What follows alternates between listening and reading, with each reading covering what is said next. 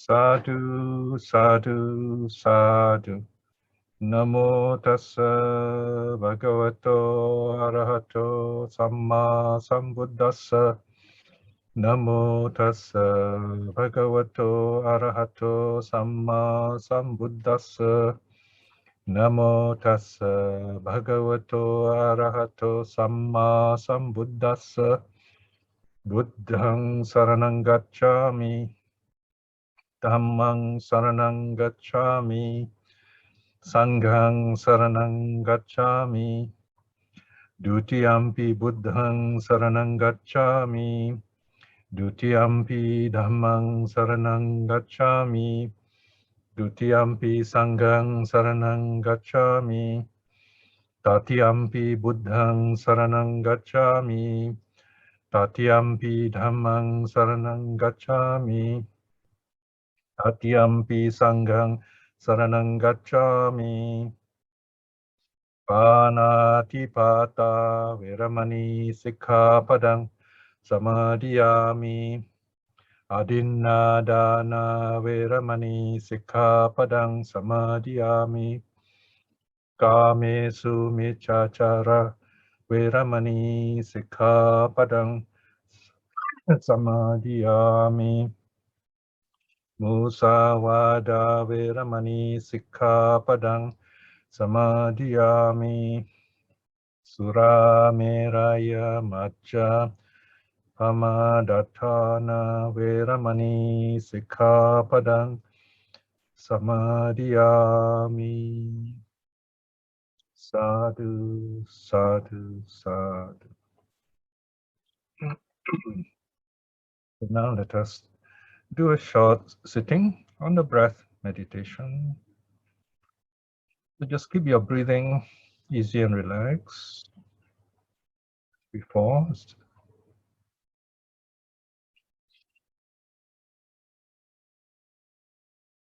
we basically are learning to let go of the body, renouncing the body, so to speak.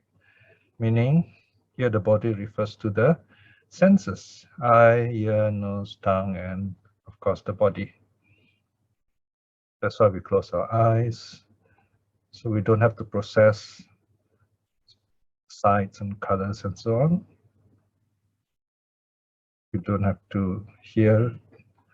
We will still hear things, so we won't follow it, we let it go, and so on, all the other senses, so that we can focus on the mind. Meditation is about watching the mind, and we are doing this through the breath, watching the breath. The breath is the ideal subject because we start off watching it as a bodily sensation. And as you become more relaxed and you learn to let go, the breath becomes gentler, become more and more mental. In other words, you watch the breath as the mind, and it becomes more focused, so that your mind becomes calm and clear. And this is the preparation for wisdom to arise. We see things as they really are, uninfluenced by the five senses. We see impermanence as it really is, in other words. So let your breath come in, go out, come in, go out, just as it is. Stage one is counting. In, out, 1. In, out, 2. In, out, 3. In, out, 4. In, out, 5. And this is one way. A slightly more difficult way is the double count. In, 1. Out, 1. In, 2. Out, 2. In 3, out 3. In 4, out 4. In 5, out 5. So choose which way you feel more focused and comfortable and use that. You can stop at 5 or you can go up to 10 if you like, but don't go more than 10 and don't go below 5.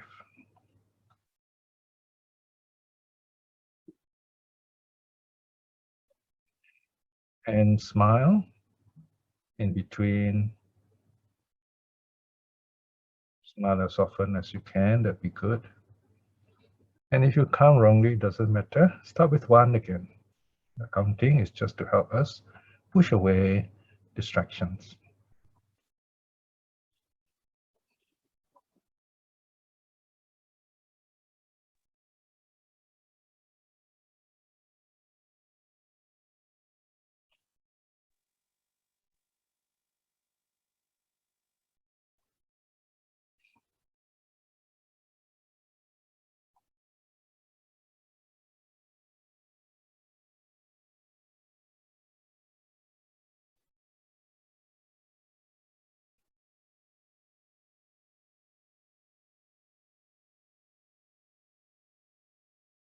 Keep your mind focused on the breath.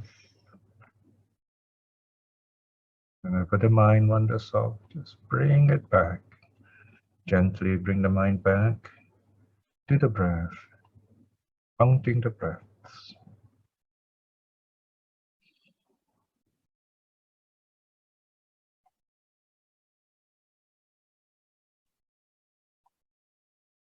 You can go on counting for as long as you like, if you find it helpful to keep you peaceful.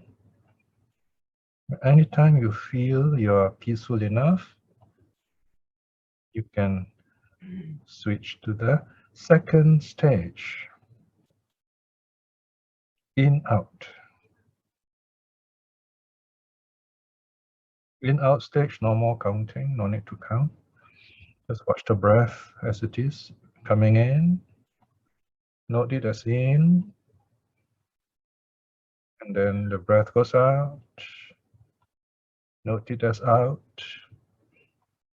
Smile. In, smile. Out, smile.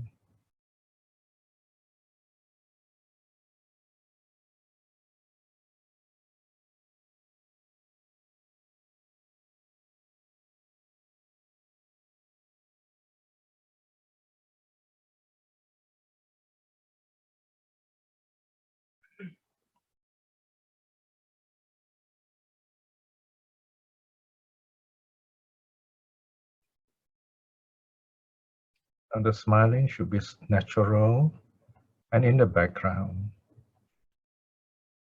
So you have this happy feeling.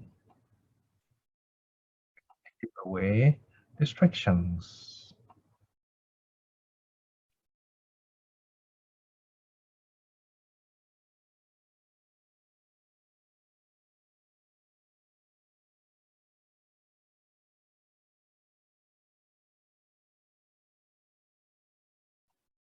Sometimes as you watch the in and out, you may notice it to be like rising and falling of your body.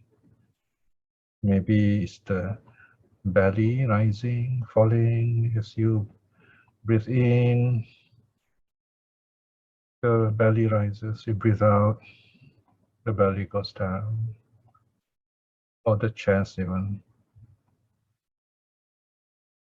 If you notice that, just notice it as rising, falling, also can. Just be mindful of the feeling of rising, falling.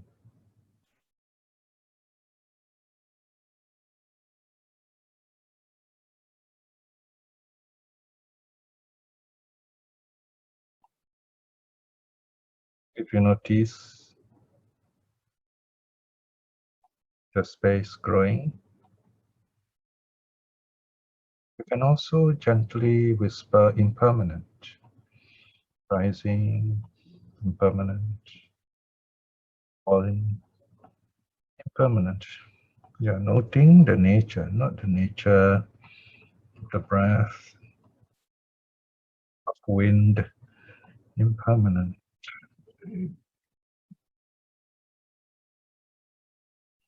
So gently vary your meditation at the start. That's one way to keep yourself more focused. Variety.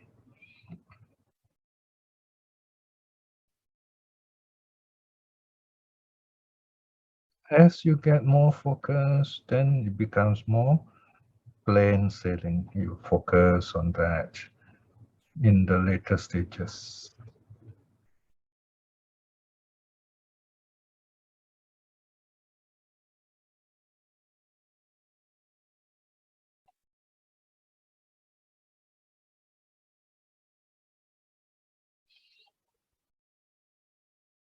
Your breath may sometimes deepen, sometimes become shallow.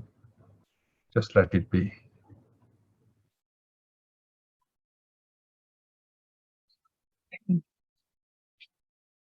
Breath is slowly becoming more peaceful, more subtle.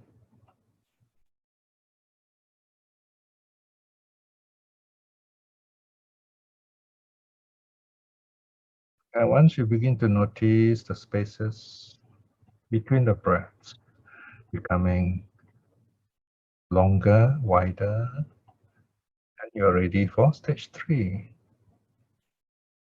Spaces. In space, smile at the space, peaceful space. Out, space. No need to say space, just feel it. Feel the spaciousness, the peace, the joy. You can smile at it also.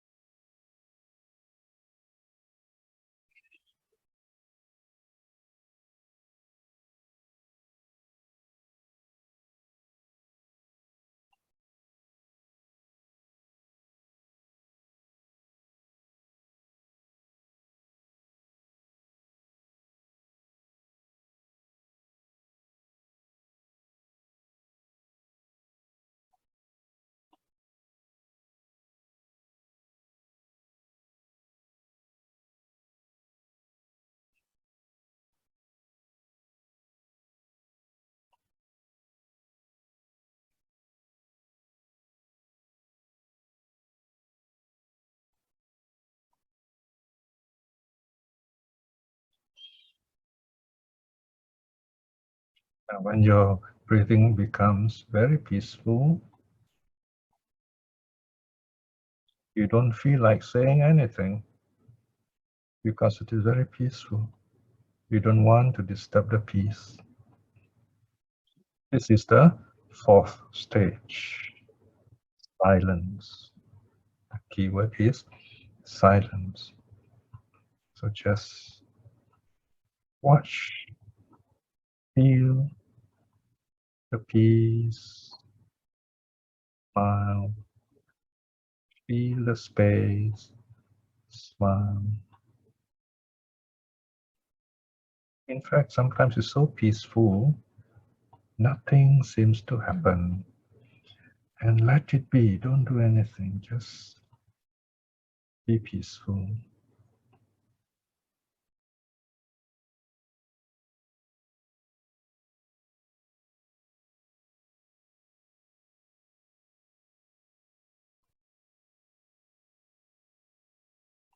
In the 4th stage, the breath is very subtle. You may not even notice it, but you can feel the peace. You may or may not get the 4th stage, but keep on practicing the other stages. Don't think about it. Don't plan for it. Don't wish for it. Just let it be.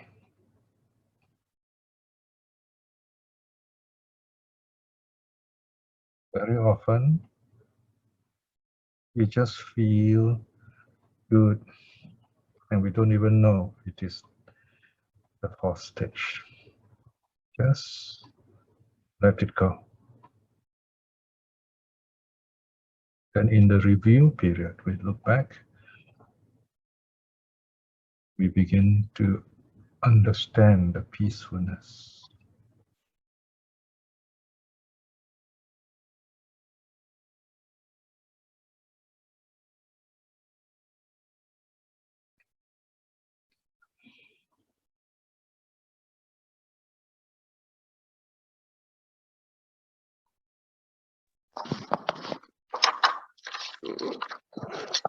Now at this stage, let us review our practice. Review your practice. Remember the peaceful moments, focused moments, joyful moments. Remember them, how they feel like. This will help you in your future meditations. Whenever you need inner peace, remember this wonderful feeling.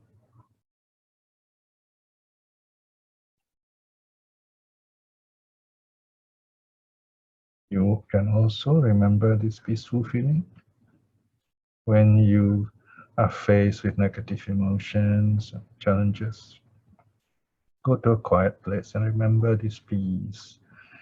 Calm yourself. This will even improve your health.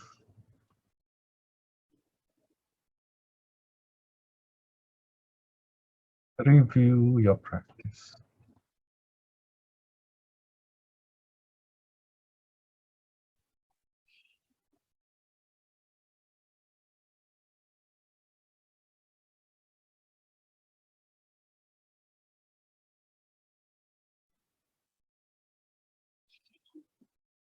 And now we come to the end of the sitting. You may open your eyes. Just sitting for a short while.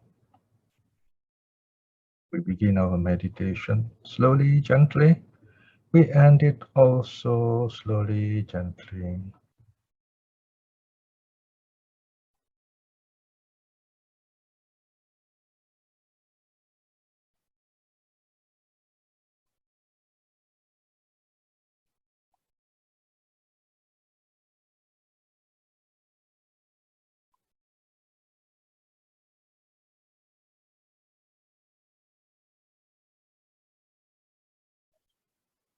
Sadhu, sadhu, sadhu.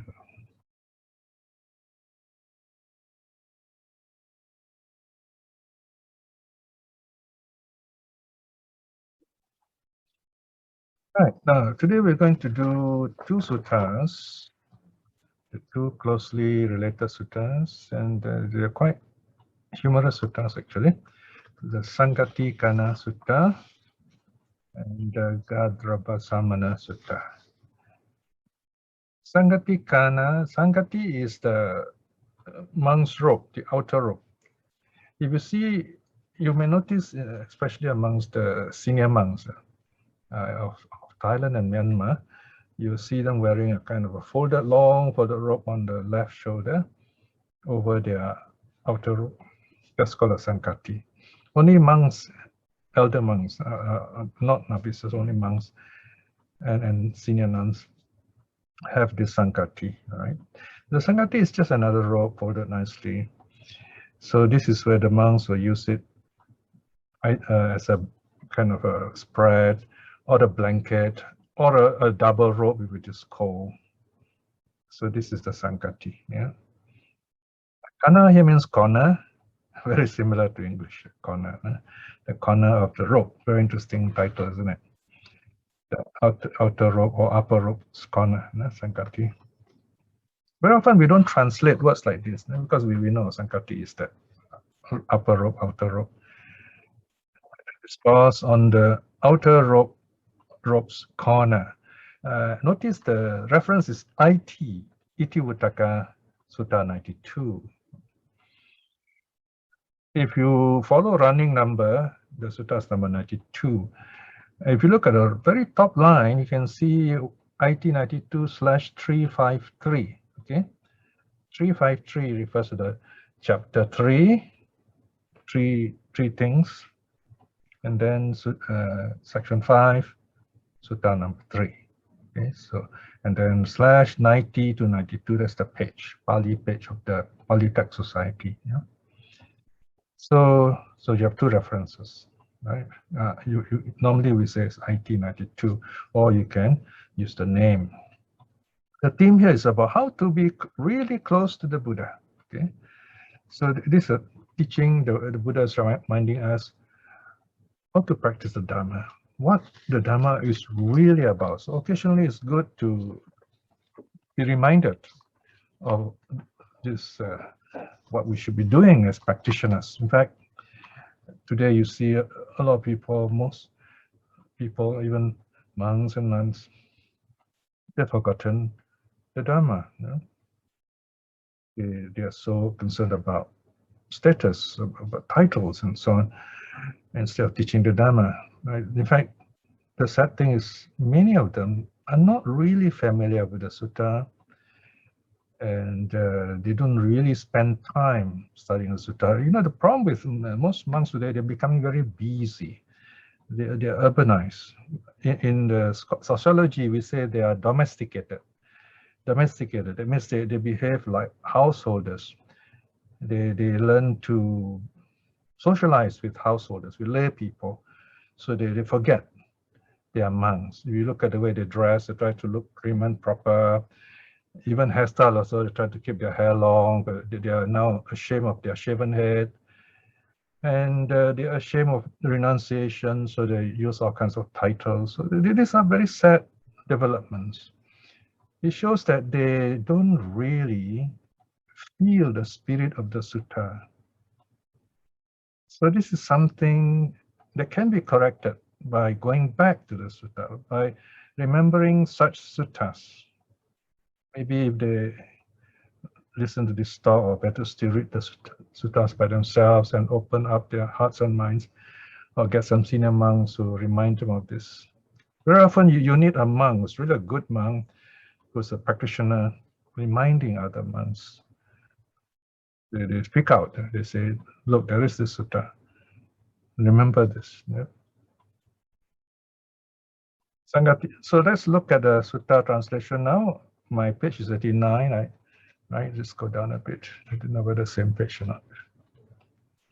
Further down. Yes, there you are. This was, okay, look, the title Saṅghāṭi Sutta, the Discourse on the Outer Robe's Corner, IT 92. The starting is the same for all the Iti Vuttaka suttas. Just a quick note, okay, Iti Vuttaka, Iti means thus Vuttaka spoken, thus spoken by the Buddha. This is a special set of suttas recorded by a hunchback lady who was a servant, in fact, a slave of the Queen Samaṇāṭi, the one of the queens of King Udena. So she was not allowed to leave the palace, so she sent this hunchback, this woman slave, to listen to the Buddha. So she listened and then goes back and taught the Dharma to the queen and the 500 followers. So she kept on doing this. So this is one of the suttas. In fact, she kept doing this until she herself became a stream winner. So this is interesting. Right, so here you are. We have this whole collection of suttas recorded by a lay woman. Isn't that unique and interesting? We don't have any connection recorded by a layman, as far as I know. But here we have a special connection, selection recorded by a laywoman, a slave, again. This was indeed spoken by the Blessed One, heard by me, spoken by the Arhat. So this is where the me here is not Ananda. The me here is Kujutara. Kuja meaning hunchback, and then Uttara, her personal name is Uttara, Uttara the hunchback. So she said, this is what I heard. And then she quotes the Buddha.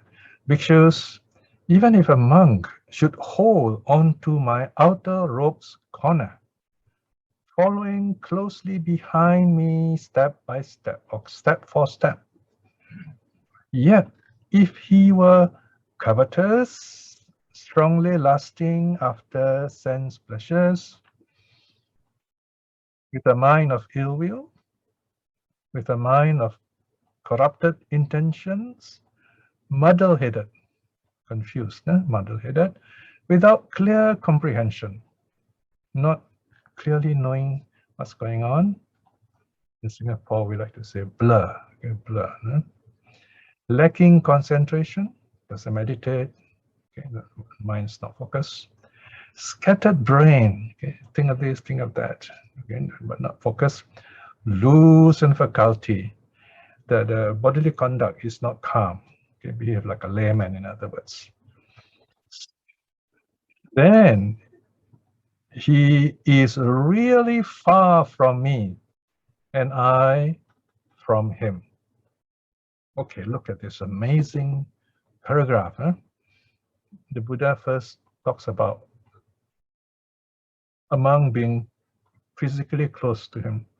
The Buddha said, even if a monk were to come and hold the corner of my robe and follow me, step by step and follow me. And then the Buddha gives here, there are 5 negative qualities here, beginning with covetous. 5 here reminds us of the 5 hindrances, right? So the kind of the hint at the 5 hindrances. Okay, so you notice covetous is meaning is another word for desire. Then the opposite, ill will, they're very similar. So we more or less have an idea this monk is not focused, is not able to meditate.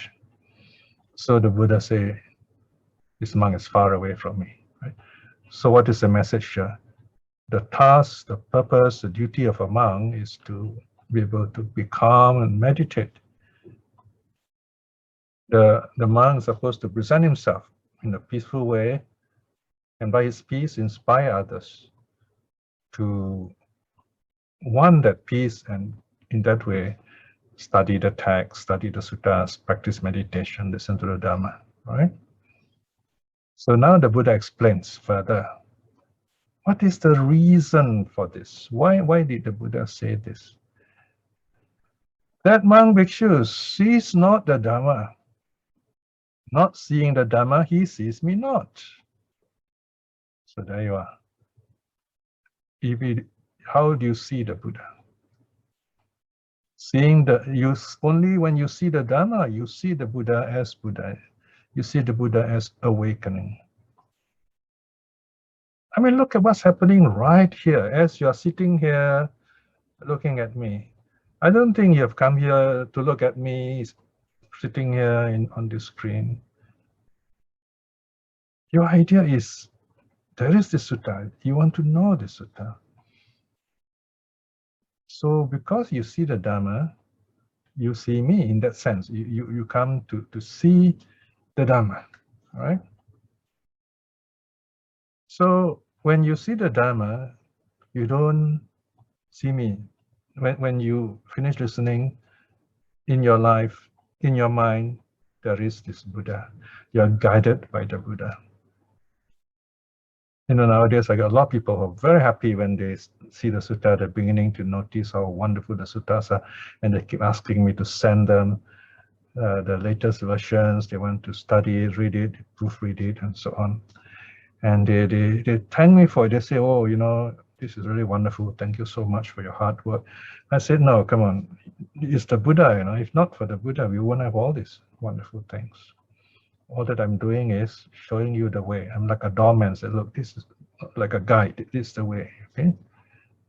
So the difference between the celebrity teacher, guru, the guru points to me, to himself, to come see, I'm the one giving you this, I'm the one, the great guy, and so on. That's the guru. Whereas a true teacher will say, practice the Dharma, practice the Dharma. right? Just like the Buddha in his teachings and Gadrabha Sutta, he reminds us to put Dharma first, self-reliance. So this is the meaning of to see the Dharma. So when you see the Dharma, you see the Buddha. You're close to the Buddha. The Buddha is dead as a person, as a body, yes. But the Dharma is always alive. As long as we practice it, as long as we see impermanence, we look at the sutta, the Dharma is not dead. So when we talk about Dharma ending, when you reject the Vinaya, when you don't study the suttas, the Dharma is dead for you. You don't see the Dharma. So this is where we build up this vision. We learn to see through learning the suttas, right? So that the Buddha continues, 2.2. Bhikshus, even if a monk were to dwell 100 yojanas away, 100 times, say, 7 miles, 700 miles, 1,000 miles away, far away. Okay, further down. So basically, Buddha is saying, even if a monk were to dwell hundreds of miles, thousands of miles away, but he's not covetous. Okay, there you have the Pali word, anabhijalo. Not covetous. He has no, he's not caught up with sensual desires. Not lustfully, okay, you got the notch in front. Not lustfully excited in sensual pleasures. Not malevolent at heart. With a mind free from corrupted thinking. Constantly mindful, clearly knowing, mentally focused, single-minded in meditation, guarded in sense faculties, guarded in senses. In other words, his mind, all the senses are calm, so that the mind is can be fully focused. Then he is before me, and I before him. All right. So here you are. The Buddha is telling us how to see him. Although he has passed away, how can you still see the Buddha?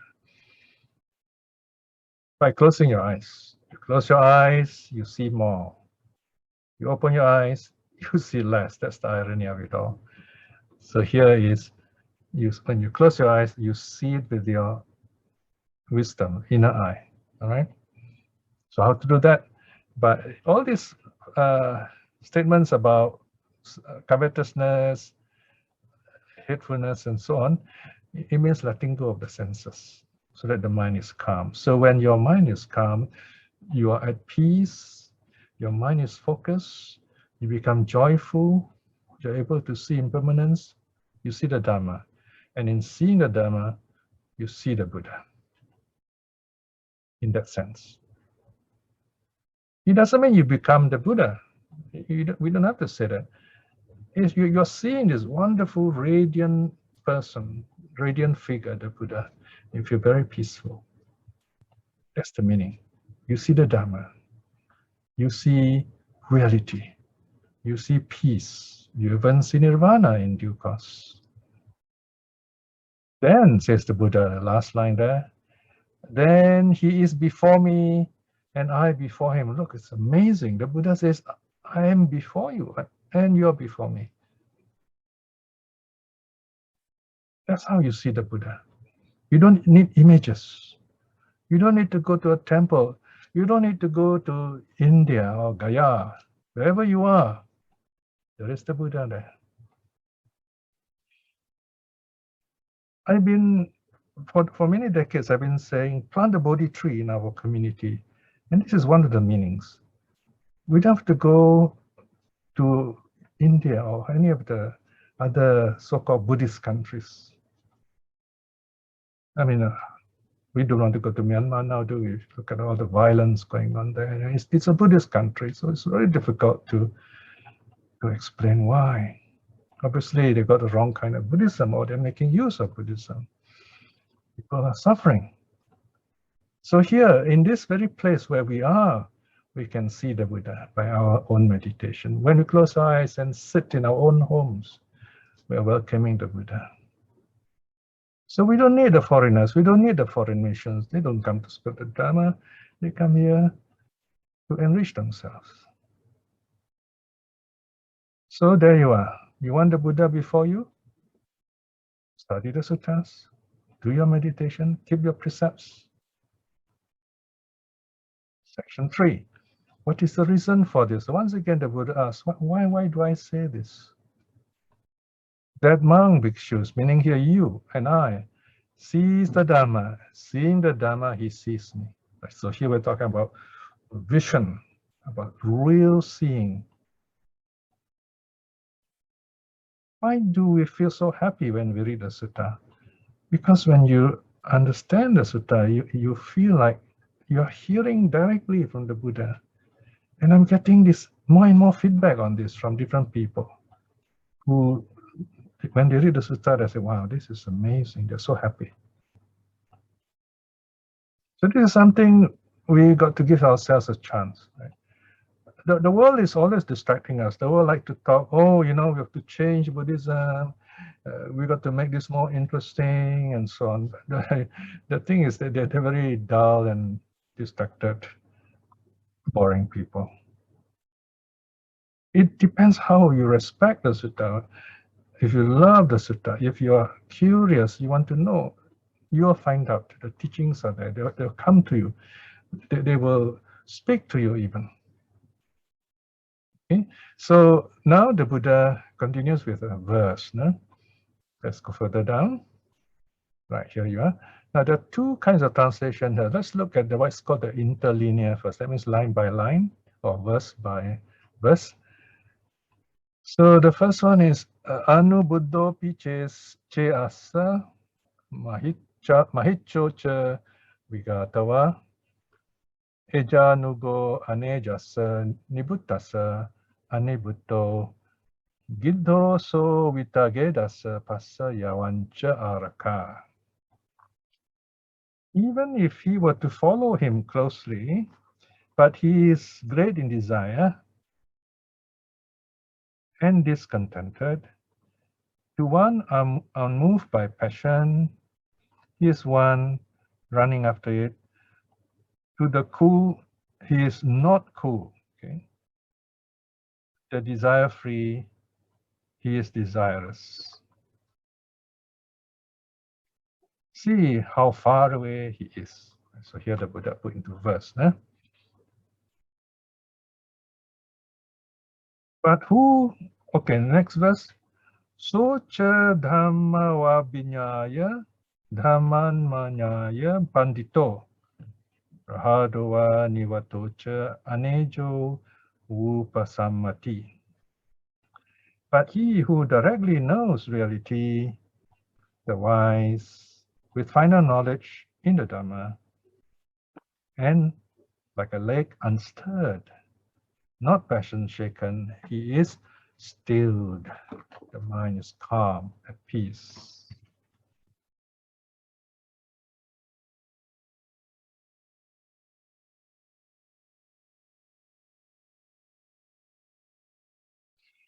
So here the Buddha is talking about this person, this meditator, who sees directly impermanence. How do we see directly into impermanence? When we, for example, when we watch the breath, when we are meditating, we watch the rise and fall of the breath, for example, right? So we go on watching that, we notice this feeling, impermanence, né? And that will bring us final knowledge. That means beyond that, nothing more to know. This is the final knowledge. This is the true knowledge that frees you from suffering. Then you are like this beautiful lake. The water is so calm and clear, and your mind is also like that. Anejo so anejasa nibuttasa cha nibuto agiddo vita vedasa pasa pavancha santike. He is unshaken to those shaken by passion, and cool to the cooled, desire-free to the desire-free. See how near he is. So here the Buddha is comparing this practitioner to the Arahat to the stream winner. If you practice the Dharma properly, you're unshaken, you're calm, strong, rooted like the Bodhi tree. Cool to the cool. What does this mean? Cooled. Because the Buddha, the Arahats. Cool meaning what? The fire of greed, fire of hate, fire of delusion have all gone up. No more heat. Cooled. So this is quite a modern terminology. Huh? Cooled. You can also say cool without ed if you like. Desire free to the desire free. Right? So here means compatibility. You're just like the stream winner, you're just like the one-returner, non-returner, Arahat. See how near he is. If you want to be near the Buddha, you have to do it by practice. Not by listening to others, not by following rituals, not by reading books, but by calming your mind, opening up your mind, and taking the step towards the path. Of course, you can listen to talks, read books, and all those things I've said earlier, but you don't stop there. They should inspire you to move on. This idea of moving on is very important, right? Moving on up the path. The fact that the Dharma is a path doesn't mean it is just a road. The road is nothing, it's empty. It is a journey. We must make that journey. We are like travelers, pilgrims, if you like. Okay. Right. So this is a verse by verse translation. Okay. So here there is another what's called an idiomatic translation, a slightly free translation, if you like. So this is you can see verses 8 and 9. Even if he were to follow him, see how far he is from them. For he is great in desire, discontented, shaken by passion, he is far from the unshaken. Uncool, he is far from the cool. Desirous is far from the desire-free. But he who directly knows reality, the wise, with final knowledge in the Dharma, like a lake unstirred, unmoved by passion, is one stilled. See how near he is to them, how near to the unshaken is to the unshaken, the cool to the cool, and the desire-free to the desire-free, right? So this is more like a translation that is in modern English, if you like. Okay? Whereas the earlier translation tries to be close to the Pali. So you have two versions. So it's good to have an idea of both, right? This matter or this meaning too was spoken by the Blessed One. Thus I have heard. Okay, so here once again, Kujatara says, well, this is how the Buddha explains it in the verses, right? And this is what I've heard. So notice here, Kujatara says, what thus I heard at the end, right? And the Pali is iti me sutang, slightly different from evang me sutang. Okay. So here we see this is the first sutta. The corner, so the imagery here is the corner of the rope. Now what's interesting here is when the Buddha says corner of the rope, he's talking about just a part of the rope. So, and yet this part of the rope is connected with the whole rope. Well, it's still a part. But when you hold it, you're holding only a part of it. So you're only holding a part of it, and even if you follow the Buddha, you're just holding a part of that rope. On the other hand, if you practice the Dharma, you don't even have to hold this rope. You can be here, wherever you are now, far away from India, where the Buddha lived, but you're still close to his teaching because you're at peace with yourself. You have the whole rope, so to speak. That's the meaning here. Eh? So the essence of this sutta is You want to be a true Buddhist, it is through your practice. It is not being a member of any group. It is not merely listening to others, even to famous teachers. Right? You can go around saying, oh, you know, I have listened to this big list of famous teachers. You're making them famous, and there's nothing good is happening to you. Right? So that's the thing about these gurus. No? They depend on the crowd. Right? So you don't really benefit in the sense that if you really have a serious problem, they won't be able to help you. They want you to listen, and then you're supposed to find a solution yourself. Well, that aspect is right. You have to find a solution yourself. Now, if that were the case, then why don't study the suttas ourselves? Or why don't the teacher help us to study the suttas ourselves? Make the sutta more plain, give us the skill to study the suttas ourselves. Imagine like 40, 50 years ago, I had great difficulty to understand the suttas. I had no one to ask, what does this mean? What's going on here in the sutta? Why is it arranged like this? So it took me many decades, some decades, to understand what all this means. I went through a lot of difficulty, a lot of suffering to just get the suttas, read the translation, try to understand it. Don't talk about giving talks on it. Trying to understand it. It's not easy those days. But now, this decade, you find there's so many good translations available. You can find so many, even the Pali texts, so easily available nowadays. In my own house here, in the Pali Center, we have all the versions from Sri Lanka, Myanmar, Thailand, and from the Pali Text Society. You have all here in either hard copy or soft copy. So it's all there. In fact, sometimes I tell myself, wow, there's so many texts for me to read and to compare. Oh dear, there's so much work. Then I told myself, say, well, remember those days when you couldn't even get a single text, but now you have all of them. So don't complain.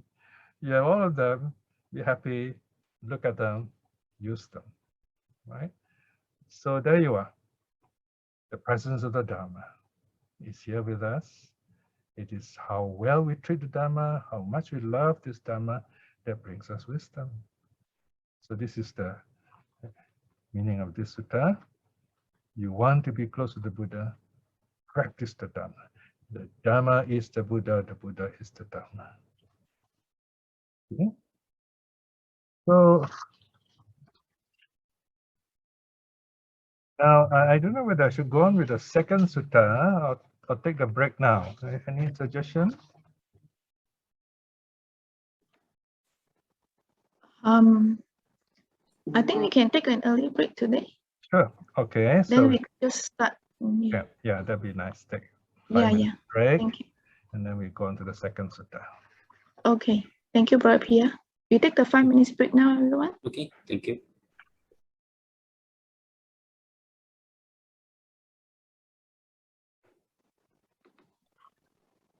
Gadrabha Samaṇa Sutta. Gadrabha means ass or donkey. Gadrabha. And then the Samaṇa means recluse, monk. Sutta, teaching or discourse. The discourse on the ass and the recluse. A 3.81. Okay. Now, just a bit of Pali. If you read the Pali, it says Gadrabha Samaṇa Sutta. So sometimes we have to think in Pali. Gadrabha Samaṇa Sutta. Okay, we can translate into English as the ass and the recluse. Or we can also translate as the recluse who is a donkey, or the donkey of a recluse. So there are many possible ways of interpreting the Pali here, and we very often they're all correct. So we have to choose the best to reflect the import or the meaning intention of the teaching. Now you can see other titles here. E means European edition, as the PTS, Pali Text Society. Tika Samaṇa Sutta. Tika means 3. So this comes from the book of 3 in the Anguttara. The 3 is Discourse on the Recluse. So A 3.81a. And this is translated elsewhere in SKEGSS 47.13, section 1, or in Embedded Sutta 1, brackets 1. You notice the brackets 1, they're closely together, they're all connected. It shows that it is a sutta title. If the brackets separated, it means part 1. Okay, this refers to the paragraph. So here the theme, spiritual learning and growth are effected or result from spiritual training. So here again is about training. Now the first sutta is a general tone. It gives us a general idea. We all have to turn to the Dharma to see the Buddha, not through rituals, not through guru worship. Here the Buddha is talking about personal training itself. Okay, let's look at the sutta now. It's quite a short sutta, quite easy, but the teaching is quite deep. Okay, page 107. Yeah?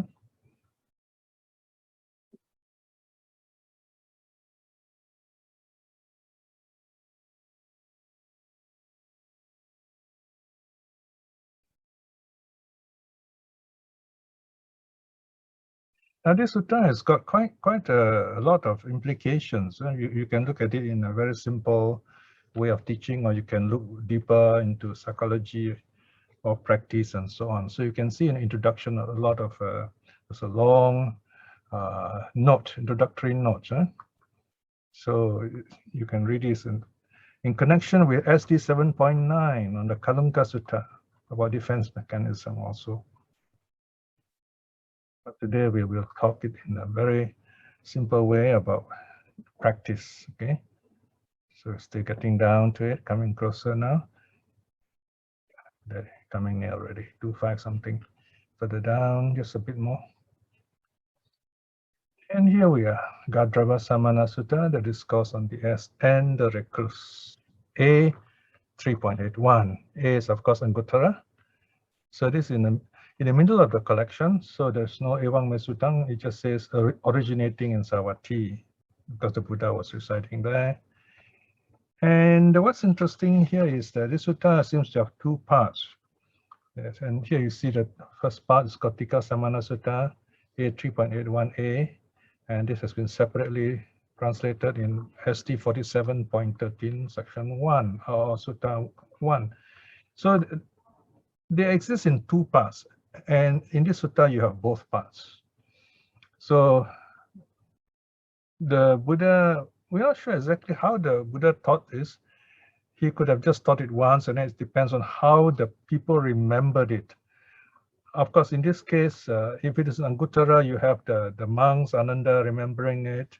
And in the case of Itipitaka, you have the Kujutara remembering it. So these are memories of these great saints who recorded all these teachings for our benefit. Right, the first part, the 3 trainings.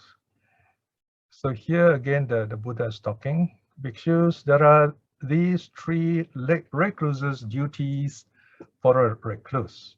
Now notice that the Pali idiom, we say, the Pali idiom, the recluse's duties for a recluse. Of course, in English, you would say, oh, isn't that redundant? Can't we just say the duties of a recluse? That's understood already. But here, what's interesting is you find the word recluse is repeated twice. So it's not just any duties of the recluse, but it is the duty of the recluse as a recluse. So in other words, we're talking about being a recluse, not just in a formal sense, not just by way of looks, but also in terms of practice. So the language here is almost technical, almost legalistic. Here the Buddha wants to be very clear what he's talking about. The recluse's duties for a recluse, there are 3. And what are the 3 duties for a recluse to be a recluse? Section 2. There are bhikshus. These 3 recluses' duties to be undertaken by a recluse. All right, so there you are. Let's look what are the 3. Now, what are the 3? 1, the undertaking of the higher moral training. Number 2, the undertaking of the higher mental training. Number 3, the undertaking of the higher wisdom training. Okay. Now, of course, when we talk about higher, obviously there is lower, so to speak, or not higher. Now look at the Pali word. Higher here is Adi Sila, higher moral training. Adi Sila Sikha. Okay, Samadana means undertaking. Adi Sila. So what's the difference between Sila Sikha and Adi Sila Sikha? For lay people, the training is called Sila Sikha. We give the precepts, the 5 precepts. This precept help us to be at peace with ourselves and also to live at peace with others, so that there is this social harmony, there is widespread peace, and in that way you can practice the Dharma.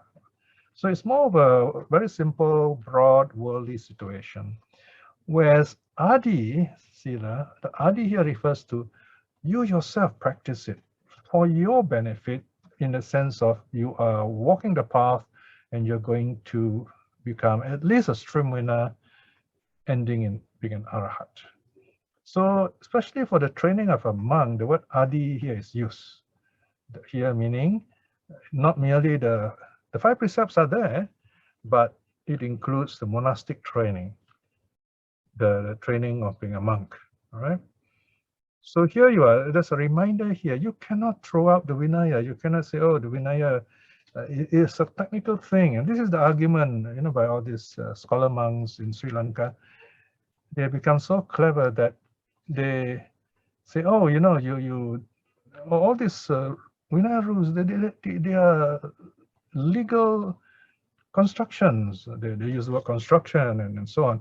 And so therefore, you can forget about it. So if you are caught up with greed, hate, delusion, you can use any kind of reasoning, rationalization, and try to throw out the Buddha's teaching. So the Buddha warned against all these things, or not being lost out there through worldly learning, right? So there is this Adi Sila Sikha, higher training, meaning the monastic training.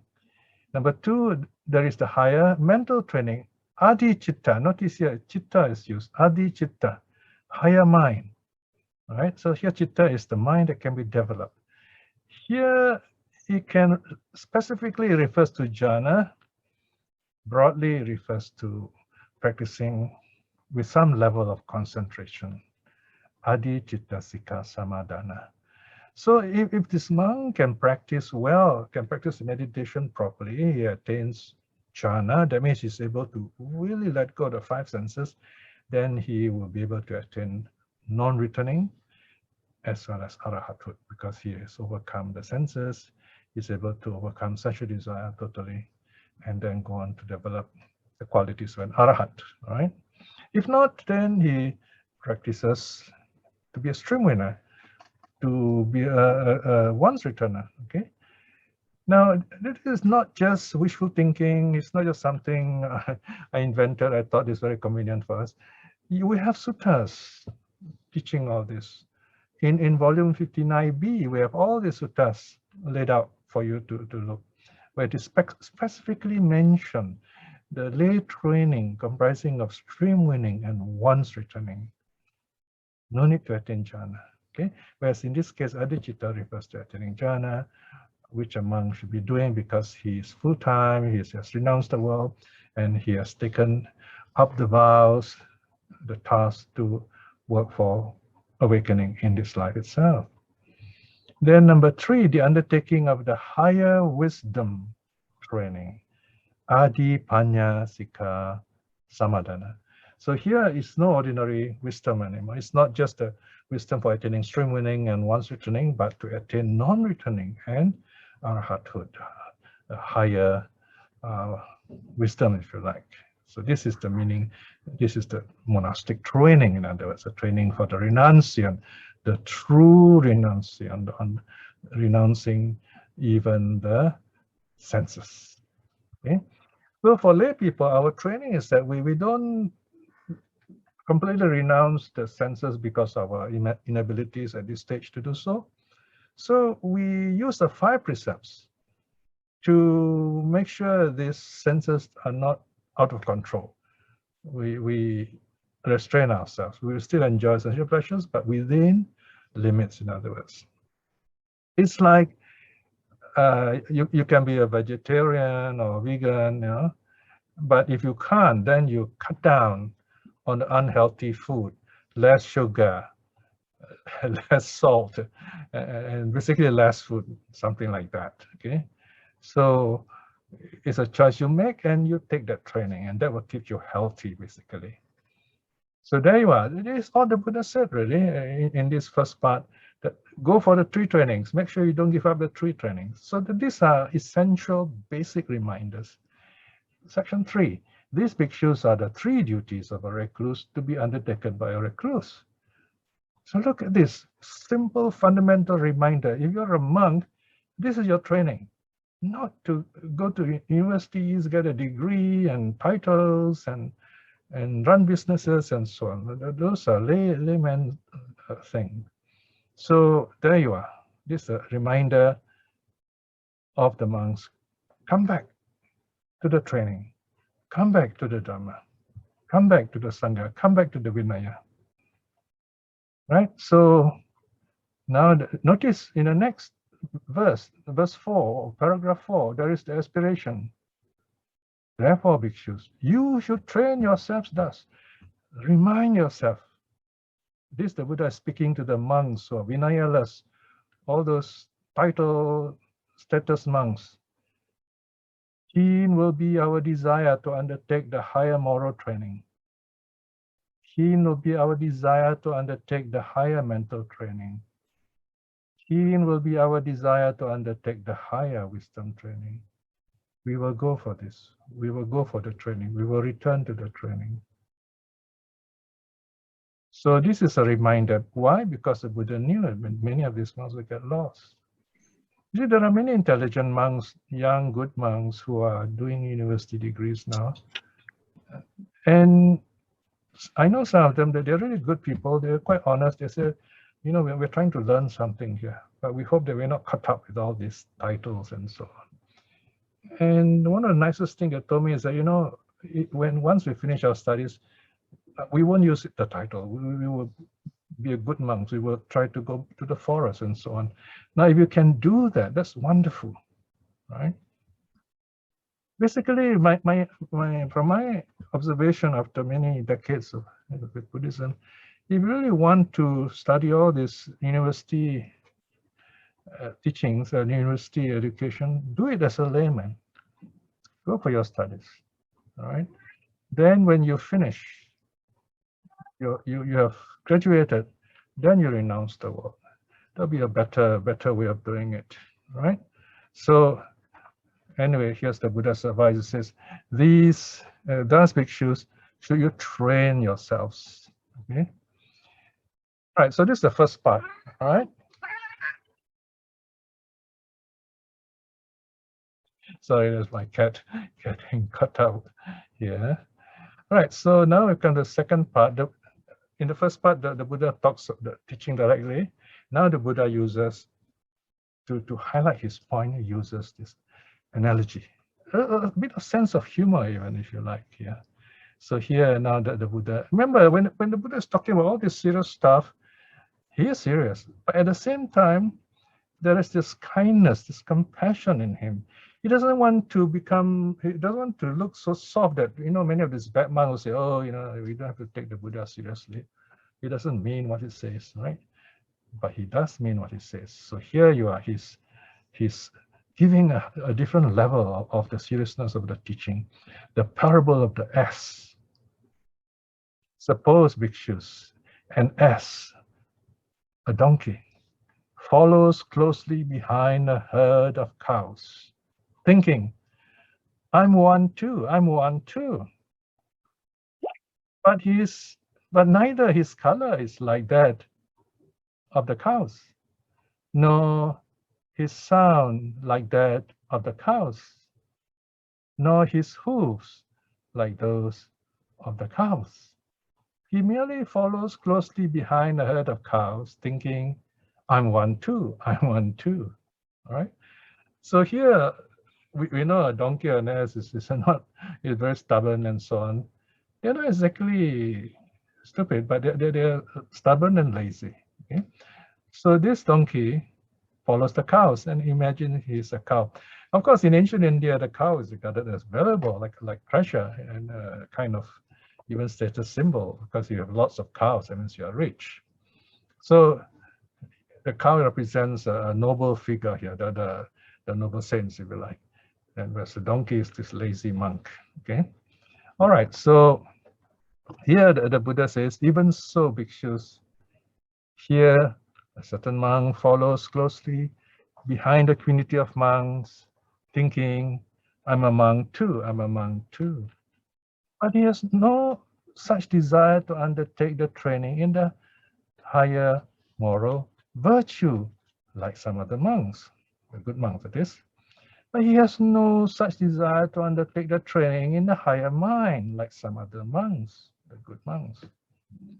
But he has no such desire to undertake the training in the higher wisdom, like some other monks.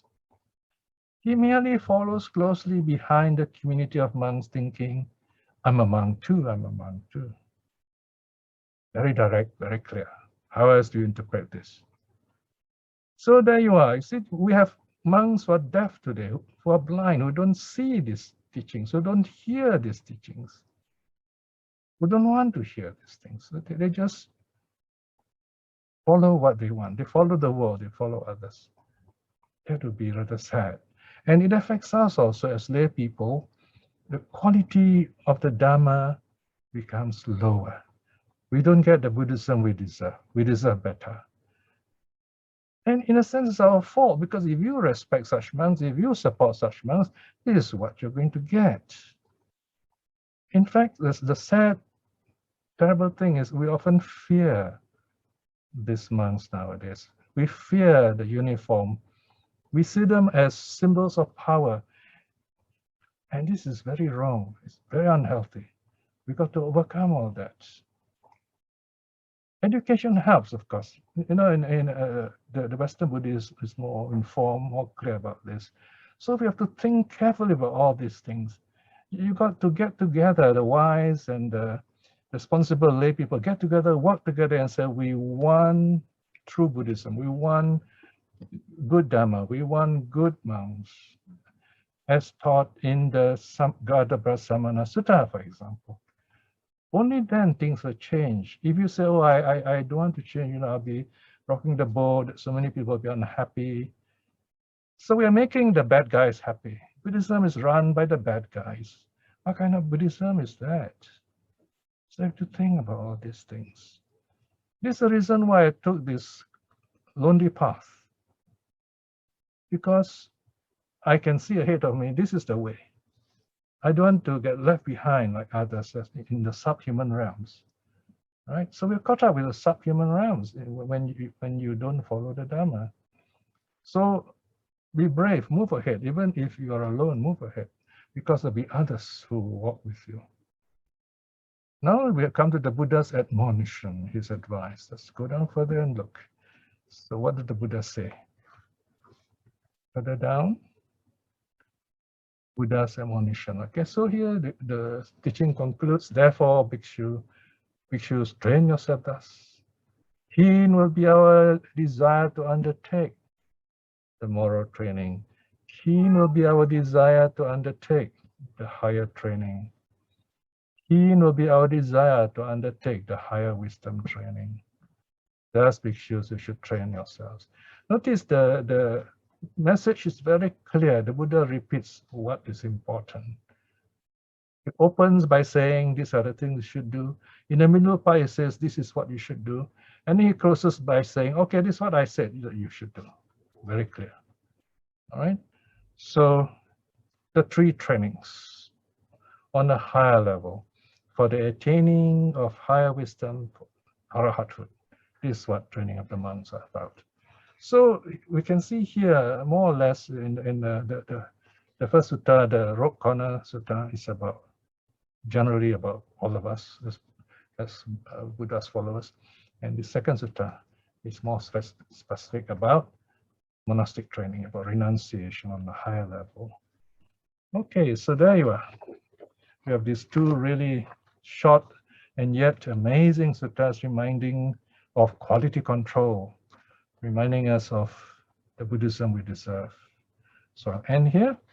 We go on to the questions and answers. Thank you so much, Brother Piya, for explaining the 2 suttas. Okay. We're now open to the Q&A session. Please feel free to ask your questions. Do turn on your video. If you want to ask questions live, or as usual, you can type it in the chat box. I will pass the Q&A session to Sister Isim. Thank you, Sister Wendy. Thank you. Thank you, Brother Piya, for the Sutta teaching. Okay, brothers and sisters, kindly type your question in the chat box, or you can raise your hand to ask your question.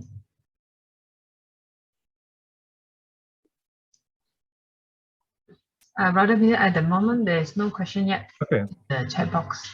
No problem. Now, I wanted to say something else just now, because there's another sutta connected with this, a very beautiful statement. And this also is from the Itivuttaka, IT 91. It's called the Jivika Sutta, the Discourse on the Livelihood. Basically, the Buddha is saying, it says, these bhikshus is the lowest of livelihood. That is to say, alms gathering. Right? Notice here, the Buddha is making an amazing statement. He says, do you know that, what's the lowest form of earning a living? Is to collect alms. We are beggars, so to speak. Right? He's talking about the monks. He says, the lowest livelihood is alms gathering. This is an abusive term in the world. You scrap collector, you wander about with a bowl in hand, right? People sometimes scold the monks that way. Those who have no faith. And yet, says the Buddha, and yet bhikshus, sons of families, good people, intent on the goal of awakening, pick it up for a good reason. Not from fear of the Raja, the fear of rulers and kings, not from the fear of thieves, in other words, to run away, not to be caught up by all these bad guys, not on account of debts, because sometimes people become monks because they owe a lot of money. Right? So it's not because of all this, not even for the sake of livelihood, like most monks today.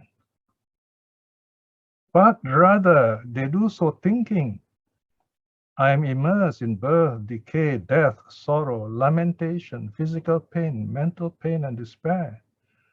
Overwhelmed by suffering, overcome by suffering.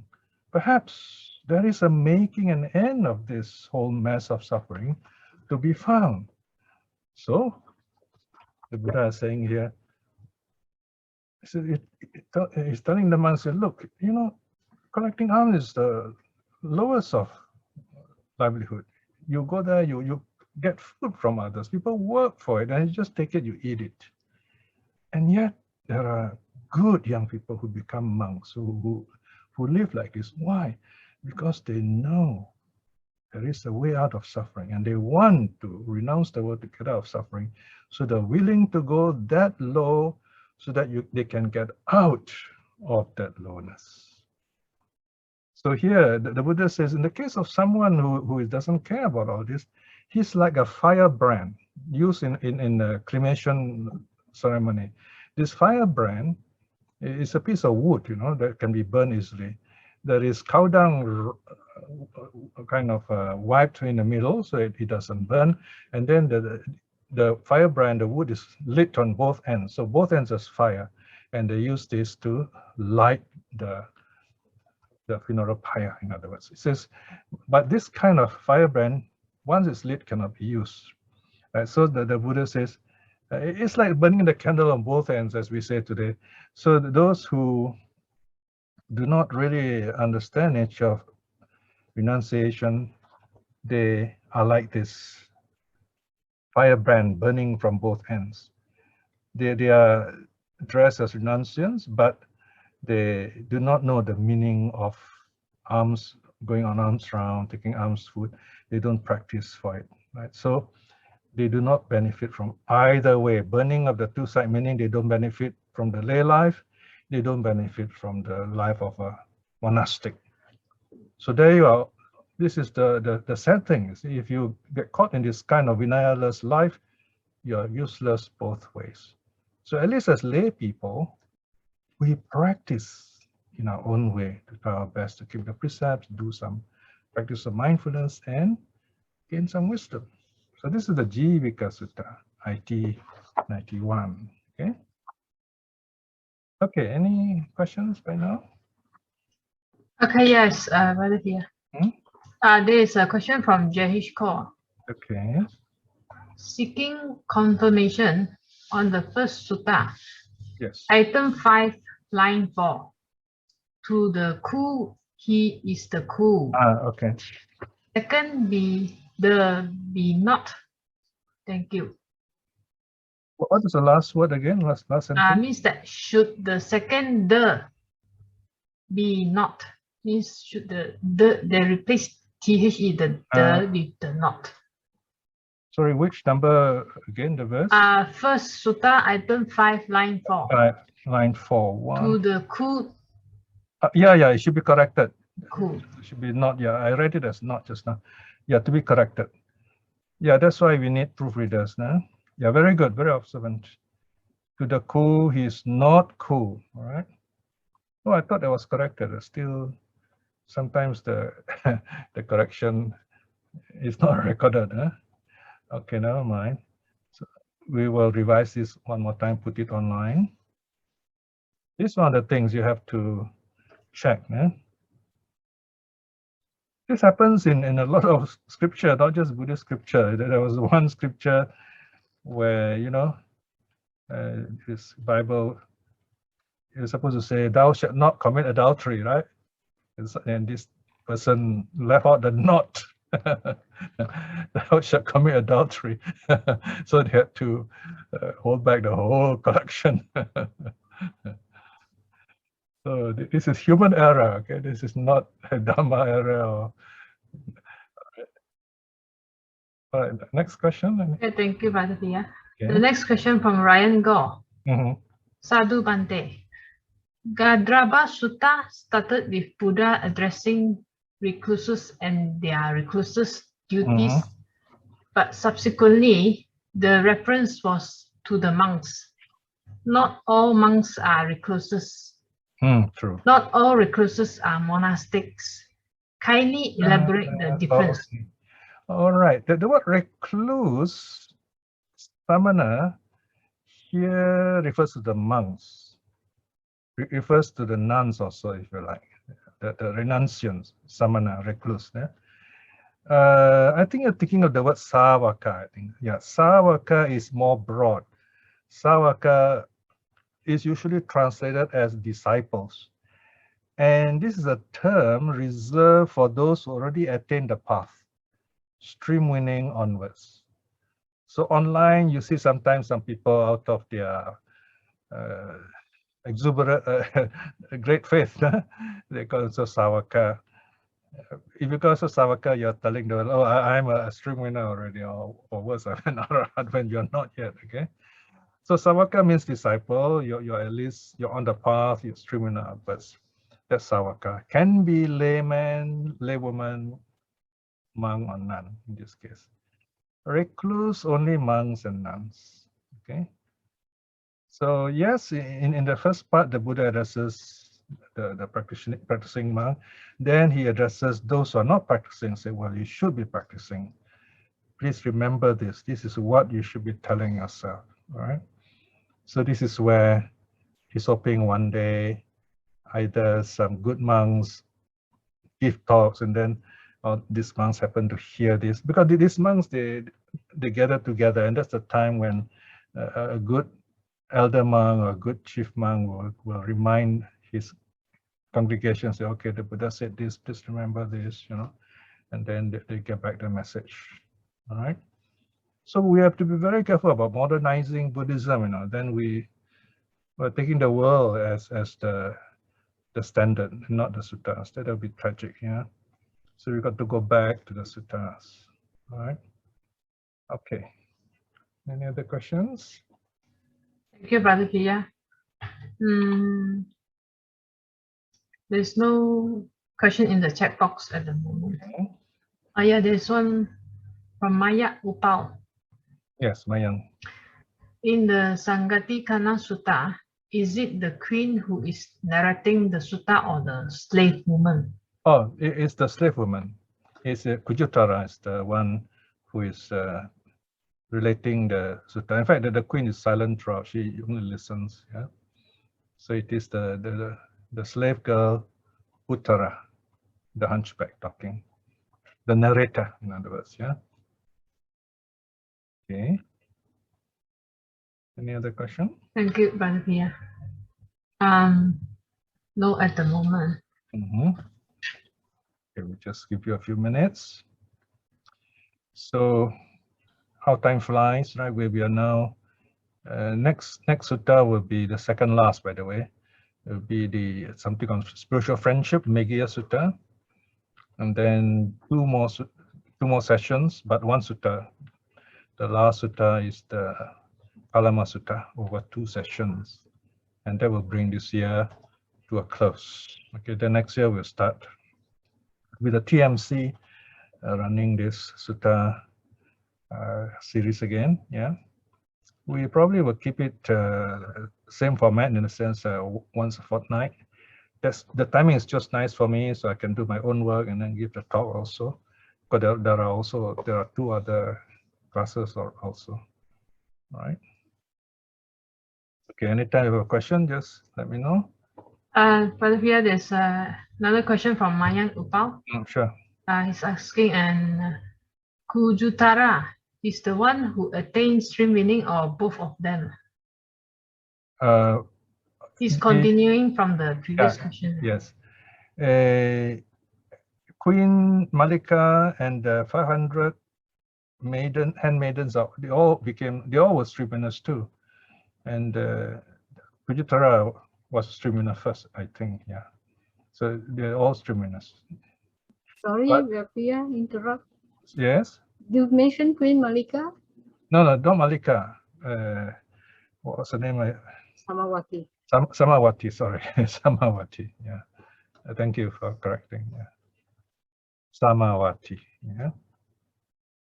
Samawati led a tragic life because the first queen was jealous of her and got her trapped in her quarters and got some people to burn down the quarters, and they all died because of some past karma. Because this first queen, Magandiya, she fell in love with the Buddha before she became queen as a young girl. And she also doesn't want to marry anyone. She told her father, no man is good enough for me. And one day saw the Buddha, he fell in love with the Buddha. So he said, okay, that's the man I want to marry. So the Buddha said, told the mother, said, this girl is crazy. I mean, we're talking about the Buddha, how can he ever marry anyone? But this girl is, she's a bit spoiled. So the Buddha talked to her. He says, well, basically the Buddha told her, look, I'm not the marrying kind, okay? This body is a carcass, really. I won't even touch it with a dipstick, with a stick that is dirty, right? Now she got very angry because of that. She thought the Buddha was insulting her. So she bore a grudge against the Buddha from that day onwards because she felt jilted. Then she became queen. King Udena took her in to the palace. She became queen. And then there were 3 other queens. The youngest, I think, is Samawati. And when Magandiya found out that Samawati was a devotee of the Buddha, then her past bad karma ripened. Okay? She got very angry and she secretly got some people to get this Samawati and her 500 handmaidens trapped in her quarters and burn the whole place down. They all died. So poor King Udena was very angry, upset, doesn't know who did it.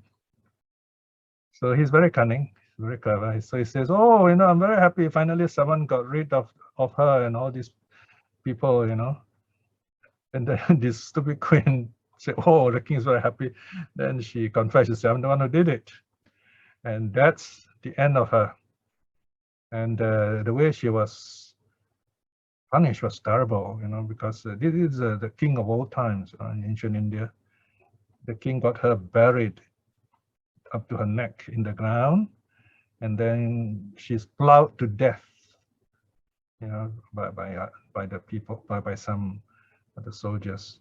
So that's the terrible story of this past karma. No? But the Queen Samawati was very calm when they saw the fire coming. Samawati tells all her 500 handmaidens, says, cultivate metta, don't hate anyone. Even though our time is coming, be strong with loving kindness. So they died in that state. So this is found in the Dhammapada commentary stories, in the Buddhist legends. It's a 3-volume book by Burlingame. Burlingame translated is from the Harvard Oriental series. It's quite easily available online, the PDF copy. The full story is given there. In fact, the Udena story is the longest in the Dhammapada series. I remember when I was studying Pali in Thailand, we had to study the whole story in Pali. And we're supposed to be able to translate passages from it. The story it's called the Samawati Watu, story of Samawati, otherwise called the Udena cycle. King Udena was one of the most romantic kings in the story of those early Buddhist stories. Is there any questions? Thank you, Brother Piya. No question at the moment. Okay. Let's just wait a bit. There's a comment from Ryan Go. Yes. He said, perhaps it might be good to interpret Buddha's reference of recluses as directed to us all, monks and non-monastics alike. So we should all seek higher learning and be like the noble cows and not the stubborn ass. Oh, yes, of course. Yes, very true. Yeah, that is very true. In terms of Pali, as I said, like the word recluse refers to the renunciant. But as I said, whenever the Buddha says monks, bhikshus, addresses the crowd, the commentators always remind us the Buddha is addressing, number one, all those assembled. Imagine the Buddha is sitting with hundreds of people in the audience. The monks are in the center, and then you have the nuns on one side, and then the lay people, and lay women, laymen on two sides. So, but the Buddha said monks to all of them, and they're all listening.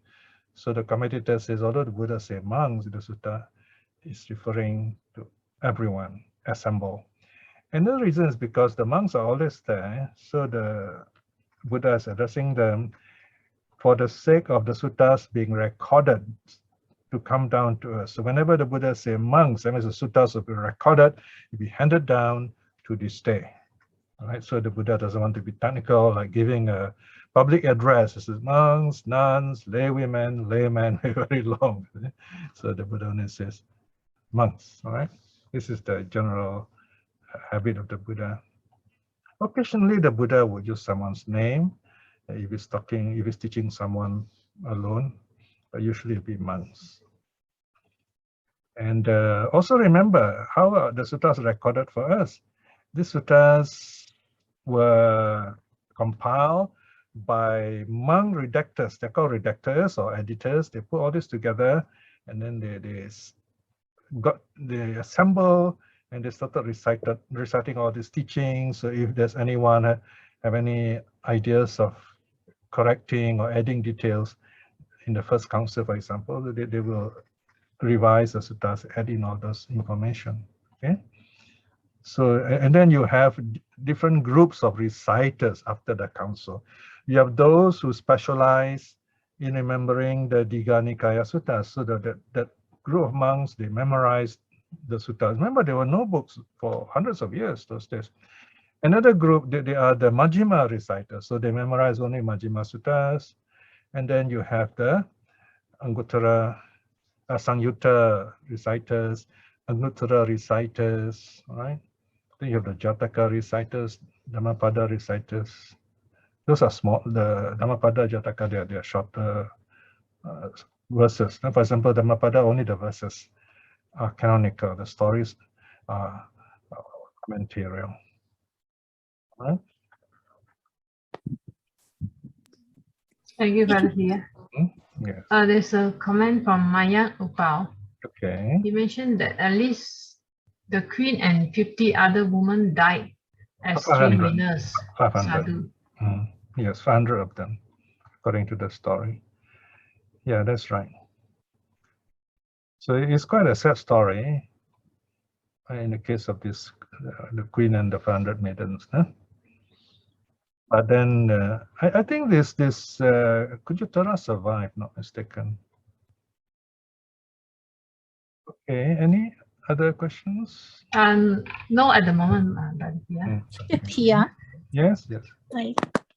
good evening to you, everyone. Yes, yes. I would like to ask, can you define the Buddhist path? Define the Buddhist path. Yes. Well, when we say path magga, on the simplest level, we're talking about the Eightfold Path, right? So why the Buddha used the word path is because, as I said, when you see a path, you walk on it. It is safe. It has a certain direction, and you go at your own speed. So the word path is used, meaning you got to play an active role. You got to move on the path. All right. So it's an idea of a journey, of change, of going to the city, the ancient city called Nirvana. All right. So that's how I use the word path, magga. Yeah? And the Buddha also uses, for example, the great ocean. It says, the great ocean deepens gradually. So the teaching also deepens gradually, right? So you have different ideas, different imageries to highlight different aspects of the teaching, all right? So the path means you got to walk on it, self-reliance, you got to move by yourself, make the effort. Your practice is your journey. That's the meaning here. Okay. Yes. Thank you, Teacher Pia. Sure. So we start with the Four Noble Truths and then practice the Eightfold Path, and then we move. You can start wherever you are comfortable. Depends on your ability. Technically, yeah, we often talk, we start with Four Noble Truths, Eightfold Path. My favorite answer actually is start with impermanence, because that's the easiest for most people, right? You meet someone who is very new to Buddhism, they say, how do I start? Well, I would say, reflect on impermanence. So that would be the easiest for them to practice. And then from there, we ask, okay, what do you see when you look at impermanence, when you notice things are impermanent? Then they'll say, oh, things change. If you try to grasp them, then you won't get them. Then there is suffering, right? So then suffering comes in, First Noble Truth, and so on, right? So it really depends on your ability, your wisdom, your inclination also. Yeah. So there is no fixed way where you should start. Begin where you are, basically. All right. Any other question? Thank you. Yes, Brother Pia. Mm-hmm. There's a question from JH Kaur. Sure. Why was the Saṅghāṭi kaṇṇa Sutta recorded? Though narrated by non-Sangha, is there any comment or commentary on why reason? Is this common in the Nikayas?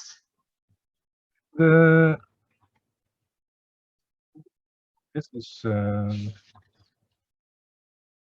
talking about the Saṅghāṭi kaṇṇa, right? Yes, Saṅghāṭi Of course, kaṇṇa. it is in the Nikayas. Yes, it's in the Nikaya. So it's in Anguttara, in fact. Yeah. Oh no, sorry. The Gadrabha is Anguttara. Saṅghāṭi kaṇṇa is IT 92 Iti Vuttaka. Yeah, it's spoken by the Buddha, and then here it is remembered by Kujutara.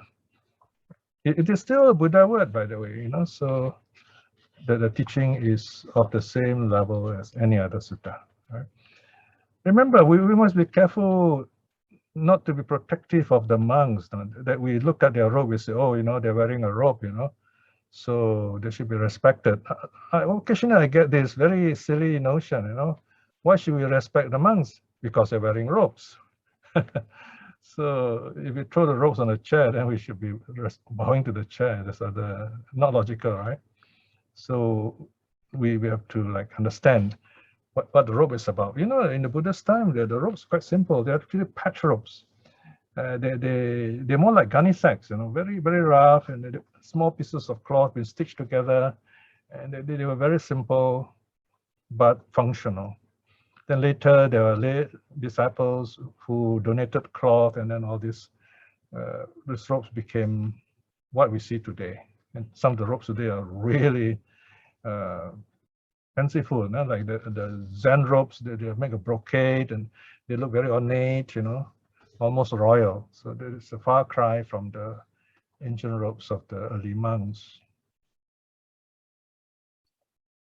Right, we have about 15 minutes more. Any more questions before we finish? Good. There's a question. Yeah, may I ask a question? Sorry, let me switch on the video. This is Annie. Yes, Wait, how to switch on my, what's wrong in my video? I can hear you. I can hear you. But, Okay, I just can't get my video okay. to switch on. But Okay, it's a question about that's a sutta that I read long time ago, but I can't remember the name. It's about this lay follower who wanted to join the Buddha and go into homelessness, but Buddha told him, he said, it's homeless. I don't advise you to join me. You can practice at home. He said, I know on the 1st and the 15th day of the lunar calendar, you're supposed to practice the way of the monk. You meditate, you abstain from taking meat, and that means to be a vegetarian. Do you happen to, the name of the sutta is actually the name of this lay follower. I just can't remember it. Yeah, it's a very publication. I'm not heard of this one. Not the exact you mentioned this now. Yeah, it's very close to my heart, because I always thought that, you know, that the vegetarian practice by on the 1st and 15th day is actually a Mahayana thing. But so it was an eye opener when I read it, that it's actually what the Buddha has actually okay, I tell you what, you do your research, look around, find out the sutta reference as far as you can, and then let me know, because the wordings are not so clear. Yeah, I know. I don't think the Buddha would say, you know, keep the first day, 15th day vegetarian. We don't have that kind of teaching in the early suttas. That's why now I want to look back at it again.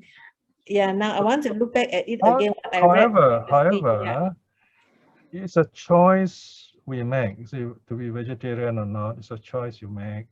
Right. I didn't say you must. I believe so. Oh no, he didn't. Because as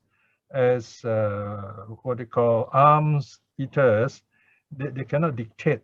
They never discuss with lay people. Okay, cook this for me. Don't cook that for me. You'll be surprised. Excuse me. Don't interrupt. Don't interrupt. Sorry. Sorry. The Buddha, during the teachings, the Buddha would say, okay, for example, these are the things you should do, these are the things you should not do.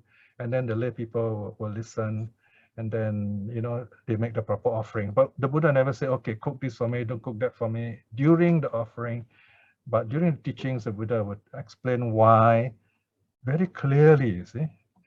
So all these are given to us, all right? For example, the Buddha says the offering of meat should not be done by killing, but whatever you have prepared on the table, okay, available, and you take from there and you give to the monk who has come. So in other words, you don't specially kill for them. All these things are already there. Whether there are monks or not, there'll be this food eaten by them. So the monk just collect whatever he gets, okay? So that's one way. Then I know there are people who are vegan, you know. Recently there was this young man who was a vegan, now he's become a monk, and I'm sure he continues to be vegan, and if he's determined, he will continue, although it's difficult. So it's a choice we all make, all right? Because the main reason why we are vegetarian is because of the respect for life, for example. Right? We feel it is, we are more in keeping with the precepts when we don't take meat, and then we at least that's our part in telling people don't kill for us, okay? Something like that. So it just keeping the precept full moon, new moon days is useful, helpful if you mindfully do it. Remember, don't do it as a ritual. Once you do it as a ritual, then it's not going to be very helpful. What does it mean? Don't take it as a ritual. It means enjoy it, be at peace with it, and do it properly. What do you do during a precept day? First of all, you don't do your normal work. It's called a holy day. It started off with that word holy day, and then slowly over time, the Y became an I, holiday, okay? So that's the original meaning. Huh? So start off with some kind of puja, if you like. And you can decide, okay, you want to study suttas, you do a meditation,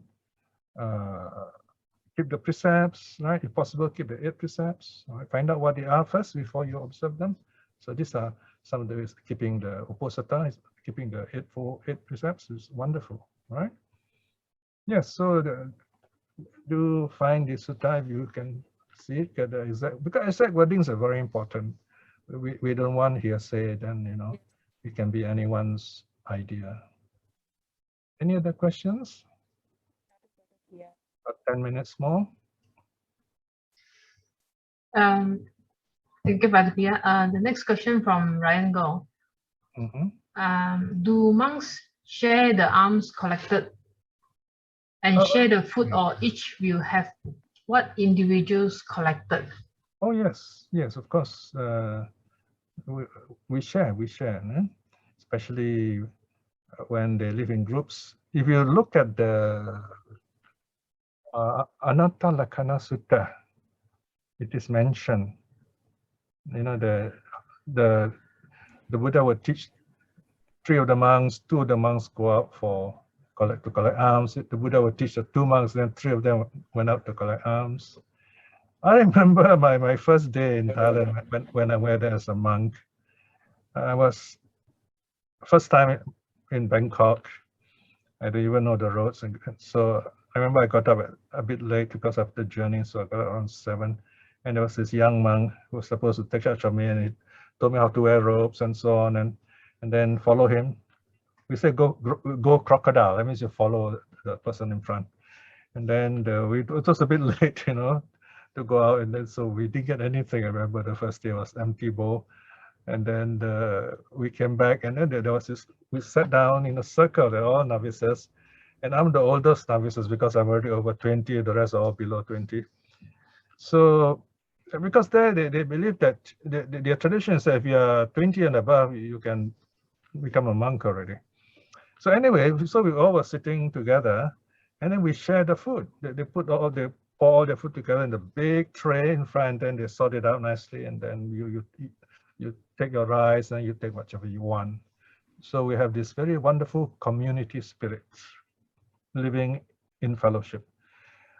Now, for a single monk, okay, let's say a monk who lives alone in the forest, so he collects his food, then he will decide how much he will eat, okay? Because sometimes very often they get very little food, so there's nothing much to decide. He just makes the food up. They always have to mix the food up. They don't eat it like, okay, I'm going to eat this with that curry. they mix everything up, no matter what it is, and then they just eat like that without choosing, right? That's the proper forest way. Now, if there's a lot of extra food, then they will part the food. They'll say, okay, I only eat this much. And then the rest, they will put in a safe place in the forest where animals can eat it, where it won't kill any plants or dirty the water and so on. So they have these basic rules. So it's a very wonderful life, actually, ecologically mindful and so on. Okay. Okay, any other question? Thank you, Brother Piya. There's no more question at the moment. Okay. So we have 5 more minutes. Yes, 5 more minutes. Yeah. Any brother and sister who have last questions?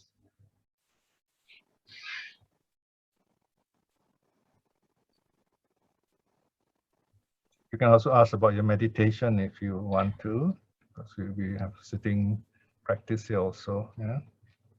To encourage you all to ask Brother Piya or any questions you have. Take good use of this time we have. Thank you very much. Okay, yes. Now that's Teacher further. Piya, Yes, yes. Teacher Piya, can I ask you, is root beer considered as beer? Sorry, is what? Is root beer considered as liquor? No, I think it's not beer. No, it's just name. That one is made of what, sarsaparilla or something. Ginger and brown sugar. Oh, is it? Yeah, okay. Yes. It's just a name. It's very interesting. Okay. Yeah, it's not beer. Okay. Thank you. Talking about the last precept, no? Last precept is not to take any kind of intoxicant, not just drinks, any kind of intoxicate you, any habit forming kind of even medicine, you know, you have to be careful. So that's one idea. On the other hand, there are exceptions. For example, if it is mixed as medicine and you need to take it as medicine for your health because you are not well, yeah, that's allowed. Okay, so it is mixed, like for example, tonic, or sometimes you just boil Chinese medicine. Technically, chocolates with rum or champagne inside can be eaten, but the strict monks often would say, please don't give us this thing because we don't want to even try a little bit, doesn't matter, you know. So we wouldn't give monks such gifts, although it's allowable, all right? So even a little bit will not be good because, you know, these monks, they have not been taking any drinks for so long. So even a little bit might kind of, you know, bring them some odd changes. We don't want them to do that, right? So the idea is to keep the mind clear so you don't get addicted to all these drinks. I mean, you may think, oh yeah, I'm in control, but once you have difficulties, you may, you know, go overboard. So this is the third precept. The third precept is about the mind, okay? Whereas the other 4 precepts are about body and speech. So the 5 precepts are all very clear. They are found in the suttas, you know, 5 precepts. So although some people say, oh, you know, you only see 4 suttas mentioned in the Tipitaka, not true. There are, we have in volume 59b, and there are suttas there which mention the 5 precepts as a set. So it's a matter of knowing the suttas well. If you know a little bit, and then you start saying, oh, you know, Buddha didn't teach this, Buddha didn't teach that. So you start, you know, doing what you like. And in the end, there's no Buddhism left. Okay, we have a couple of minutes more. Any last minute questions? Yes, Brother Piya, there's a last question from Ryan Gore. Sure. He said, Bante, please share more of your experience as a monk. Like what? Because it's quite long. What do you want to know? Yes, Ryan? Maybe Brother Ryan can unmute himself. Yeah, would you like to just say unmute yourself, Ryan? Or you can type a message if you don't want to. Up to you. Go ahead. No, Bante, we vegetarian. Sorry? Yeah, we are vegetarians. Just share with us vegetarians. We are full-time vegetarian. Very good, very good. I was not a vegetarian as a monk because I just follow what they gave. So we just accept whatever is given to us. But Rana has been a vegan some time back. So I am amazed at how she's able to, do it in her dedication, compassion, things like that. So I told myself I should try also for my health. It helps with my health very much being a vegetarian. I cut down on food. I feel less tired. I better stamina now. I don't get hunger pangs like before. So the sugar level all it controls. So there are these health benefits of being a vegetarian. I don't see it as connected with any precepts or any religious thing actually, although the part about respecting life, that is the choice we make, the reason that we are vegetarian. So yes, I would say being a vegetarian is helpful as a Buddhist, although the Buddha gives us the practical, the pragmatic leeway, the latitude, we are given that choice. So the Buddha is very kind to us in that sense. He gives us that choice, so we understand. Then that's why we do it, and we do it for the right reasons. Okay. Whereas for the monks can't choose. The monks accept whatever is given, and we don't basically, as a rule, we don't give for the monks. We give whatever is on our table, so to speak. Okay. Okay. So Okay, I think, thank you, Brother Pia. I yes. think there's no more question. Yeah. Over to you, Sister Wendy, for the closing. Thank you, Sister Isin. Thank you, everyone, for your questions. Mm-hmm. We shall close now. Yeah. Yeah, Thank okay. Thank you. Yes. Thank you. Yeah. Okay, let us now once again calm ourselves for this wonderful moment. We have accomplished another 2 hours of discipline, of renunciation. We have listened, we have kept the precepts. The 3 of you just practice some meditation, listen to the Dharma, ask questions. So remember this moment of peace, of doing something wholesome. This is something rare. It's the fruit of good karma itself, right? So remember this moment. And by the power of all these good deeds we have done today, may we be well, may we be happy. And we continue to have a calm mind that can grows deeper into good concentration, full concentration, so that we will gain the wisdom of the path. May we have the courage to aspire to stream winning in this life itself. At the same time, send your kind thoughts to your loved ones, your families, your loved ones, your teachers, friends, even those who may be angry, upset with you. Send your kind thoughts to them that they may understand you better, they grow in love and friendship with you. So send all these thoughts out to all those people in this wonderful moment of peace worldwide. Finally, let us show our gratitude to the 3 jewels because of the 3 jewels we are gathered here in peace and wisdom. Arahang Samma Sambuddho Bhagava Buddhang Bhagavantang Abhivademi. Bow to the Buddha. Swakato Bhagavata Dhammo Dhammang Namasami. Bow down to the Dhamma. Supatipanno Bhagavato Savaka Sangho Sanghang Namami. Bow down to the noble Sangha. Sadhu, sadhu, sadhu.